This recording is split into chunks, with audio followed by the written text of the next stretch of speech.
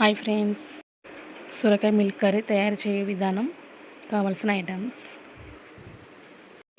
సొరకాయను చెక్కు తీయాలి.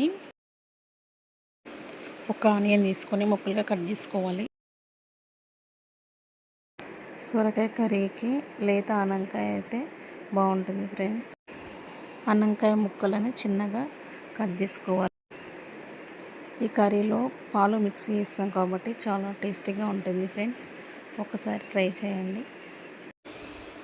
అలాగే 2 స్పూన్ నువ్వులు వేయించుకోవాలి. అలాగే కడాయి పెట్టి అందులో 5 స్పూన్ల ఆయిల్ వేసుకోవాలి.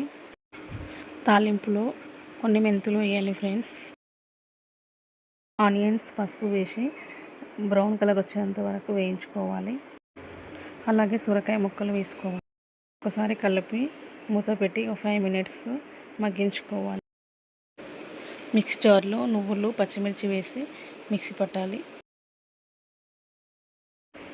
అలాగే టీ గ్లాస్ వాటర్ వేసి మూత పెట్టి ఒక 5 మినిట్స్ మగ్గించుకోవాలి. కొన్ని వాటర్ వేయడం వలన మెత్తగా మగ్గిపోతుంది. ఈ కర్రీలో కాల్షియం అధికంగా ఉంటుంది.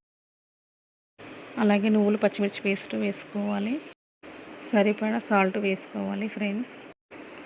అలాగే 1 మినిట్ మగ్గించాలి. ఈ కర్రీలో మిల్క్ చాలా ఇంపార్టెంట్. ఒక టీ గ్లాస్ మిల్క్ వేసుకోవాలి. ఇందులో చిటికెడు షుగర్ వేసుకోవాలి. టేస్ట్ చాలా బాగుంటుంది. ఈ కర్రీ చాలా టేస్టీ అండ్ హెల్దీ ఫ్రెండ్స్. చేతు తెలుగు వంటలు సబ్స్క్రైబ్ చేసుకోండి.